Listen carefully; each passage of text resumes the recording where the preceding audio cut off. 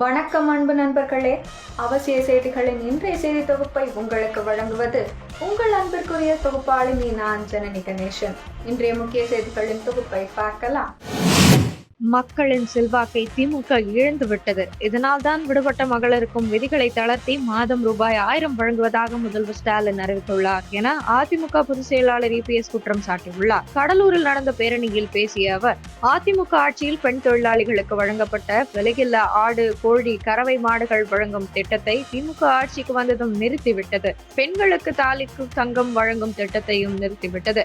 எங்கள் மீது கோபம் இருந்தால் எங்களுடன் பேசுங்கள். ஏழை மக்களின் திட்டங்களை ஏன் நிறுத்தினீர்கள்? நாங்கள் ஆட்சிக்கு வந்ததும் அதனை வழங்குவோம். ஏழைகள் மக்கள் பாதிக்கும் போது ஓடோடி வந்த அரசாக அதிமுக அரசு இருந்தது. விவசாய தொழிலாளி அவளுக்கு விலையில்லா கறவை மாடு, விலையில்லா ஆடு, விலையில்லா கோழி எல்லாமே நிறுத்திட்டாங்க. இதுல என்ன பாவம் செஞ்சாங்க? ஏழைகள், கிராமத்திலே வாழுகின்றவர்கள் இரவென்றும் பகலென்றும் மழையும் வெயிலையும் பொருட்படுத்தாம இந்த வெயில்ல உழைக்கின்ற அந்த பெண் தொழிலாளிகளுக்கு கறவை மாடு கொடுத்தோம், விலையில ஆடு கொடுத்தோம், நான் வந்து கோழி கொடுத்தோம். அதையும் நிறுத்தப்பட்டு விட்டது. மீண்டும் அம்மாவுடைய ஆட்சி மலர்ந்தவுடன் அந்த ஏழை பெண் தொழிலாளிகளுக்கு விலையில கறவை மாடுகள் கொடுக்கப்படும், ஆடுகள் கொடுக்கப்படும். நீ எதை நிறுத்தினியோ அதெல்லாம் நாங்கள் கொடுப்போம். அதிமுக ஆட்சியில் மக்கள் நலன் சார்ந்த திட்டத்தை நிறுத்தினதை மீண்டும் தொடருவோம். தாலிக்கு தங்கம், அது என்ன உனக்கு கஷ்டமா இருந்தது? இன்றைக்கு திருமண வயது அடைகின்ற பொழுது பொருளாதார சூழலின் காரணமா திருமணம் தடைபடுகிறது. ஏழை குடும்பத்தில் பிறந்த பெண்கள் உரிய நேரத்தில் திருமணம் செய்ய வேண்டும் என்பதற்காக அம்மா அற்புதமான திட்டத்தை கொண்டு வந்தாங்க. 25,000 50,000 திருமண உதவி திட்டம்.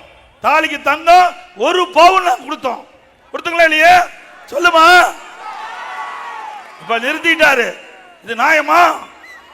ஏழைகள் என்ன பாவம் செஞ்சாங்க? எங்க மேல கோபம் இருந்தா நீங்க பேசுங்க. ஆனா ஏழைகளுக்கு கொடுக்கின்ற திட்டத்தை ஏன் நிறுத்துறீங்க? மீண்டும் அம்மாவுடைய அரசு மலர்ந்தா இந்த திட்டம் தொடரும். எதிர்ப்பு காரணம் பெண்களுக்கு 1000 ரூபாய் கொடுத்ததாக ஸ்டாலின் கூறுகிறார். தேர்தல் நேரத்தில் அனைத்து பெண்களுக்கும் 1000 ரூபாய் கொடுப்பேன் என சொல்லி ஆட்சிக்கு திமுக வந்தது. ஆனால் 28 மாதங்கள் வழங்கப்படவில்லை. பெண்களிடம் எதிர்ப்பு வரும் என்பதாலும் அதிமுக தொடர்ந்து வற்புறுத்தியதால் 1000 ரூபாயை ஸ்டாலின் கொடுத்தார். பெண்கள் மீது இறக்கப்பட்டு கொடுக்கவில்லை. தற்போது விடுபட்டவர்களுக்கு விதிகளை தளர்த்தி 30 லட்சம் பெண்களுக்கு ரூபாய் 1000 கொடுப்பதாக அறிவித்துள்ளார். திமுக மக்களிடம் செல்வாக்கு இழந்துவிட்டது. 8 மாதத்தில் தேர்தல் வருகிறது. தற்போது 52 மாதங்கள் பிறகு மாதம் 1000 வழங்குவோம், நிதி வழங்குவோம் என்று சொல்கிறீர்களே, இது நியாயமா? மக்களை ஏமாற்றுவது இல்லையா? தேர்தலுக்காக முன்கூட்டியே மாதந்தோறும் நிதி கொடுத்து தந்திரமாக ஓட்டு பெற உள்ளனர். உஷாராக இருக்க வேண்டும். நேரத்திலே நினைவு கூற கடைபிடிக்கிறேன். அது மட்டுமல்ல, ஸ்டாலின் போற பக்கம் பேசுறார். நான் 1000 ரூபாய் கொடுத்துட்டேன், 1000 ரூபாய் கொடுத்துட்டேன். எங்க 1000 ரூபாய் கொடுத்த? 28 மாசம் நாங்க போராடணும். தேர்தல் நேரத்தில் அனைத்து குடும்ப தலைவிக்கும் மாதந்தோறும் 1000 ரூபாய் உரிமை தொகை கொடுப்பேன் என்று உறுதிமொழி கொடுத்து பெண்கள் ஓட்டுகளை பெற்று ஆட்சிக்கு வந்தீங்க. ஏன் நிறைவேற்றல? 28 மாசம் தொடர்ந்து சட்டமன்றத்தில் பிரதான எதிர்க்கட்சி தலைவர் என்ற முறையில் ஸ்டாலினை வற்புறுத்தி கேட்டுக்கிட்டேன்.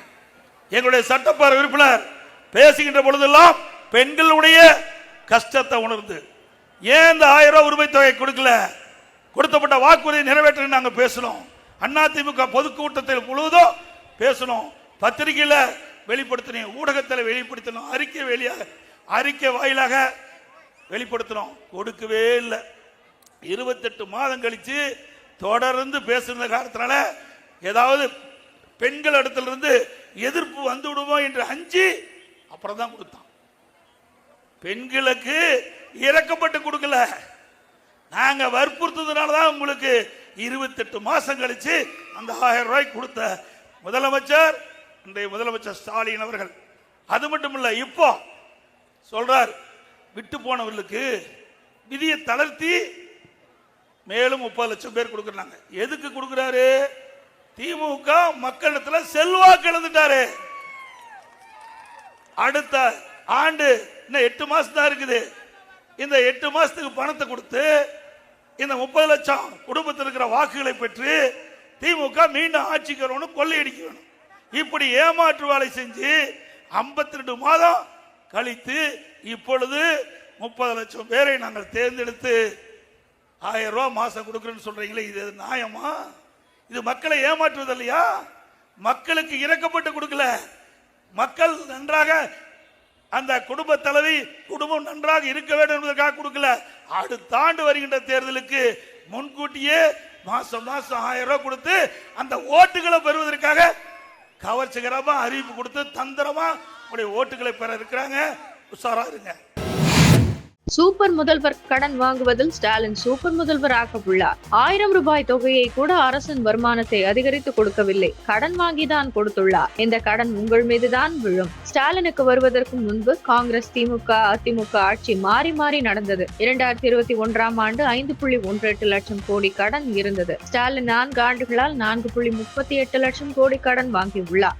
2025 முதல் 2026 சட்டசபை தேர்தலுக்குள் 1 லட்சம் கோடி கடன் வாங்க திட்டமிட்டுள்ளது. இந்தியாவிலேயே கடன் வாங்குவதில் தமிழகம் முதல் மாநிலமாக உள்ளது. இதற்காக ஆட்சி கொடுத்தனர். பிறக்கும் குழந்தை மீதும் 1.5 லட்சம் கடன் உள்ளது. கடன் மேல் கடன் வாங்கி மக்களை தத்தளிக்க விட்ட அரசு திமுக அரசு என்று அவர் கூறியுள்ளார். எப்ப பார்த்தாலும் ஸ்டாலின் பேசுறாரு, இந்தியாவிலேயே சூப்பர் முதலமைச்சர். எதுல? கடன் வாங்குவதில் சூப்பர் முதலமைச்சர். இந்த 1000 ரூபாய் கூட அரசாங்கத்தில் வருவாய் அதிகரிச்சு கொடுக்கல, கடன் வாங்கித்தான் கொடுக்கிறார். இந்த கடனை எப்படி கட்டுறது? யாரு? உங்க மேலதான் வந்து சுமக்கும். நீங்க தான் அந்த வரி போட்டு அந்த வரியின் மூலமாக அந்த கடனை திருப்பி செலுத்த வேணும். இன்றைக்கு திரு ஸ்டாலின் வருவதற்கு முன்பாக 73 ஆண்டு காலம் எல்லா அரசாங்கம் நடந்தது. காங்கிரஸ் ஆட்சி, திமுக ஆட்சி, அண்ணா திமுக ஆட்சி, மீண்டும் திமுக ஆட்சி, அண்ணா திமுக ஆட்சி, மாறி மாறி ஆட்சி செய்தகள். 73 ஆண்டு காலத்தில் 5,18,000 கோடி தமிழ்நாட்டுடைய கடன் 2021ஆம் ஆண்டு. அதிலிருந்து திரு ஸ்டாலின் முதலமைச்சரான பிறகு இந்த 4 வருஷத்துல கடன் வாங்கினது 4,38,000 கோடி கடன் வாங்கியிருக்கார். 4 வருஷத்துல 4,38,000 கோடி கடன் வாங்கியிருக்கிறாருங்க.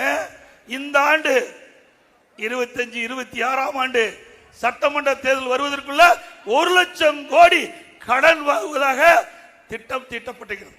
அப்படின்னா 5,38,000 கோடி 5 வருஷத்துல கடன் வாங்கி இந்தியாவிலேயே கடன் வாங்குவதில் முதல் மாநிலம்.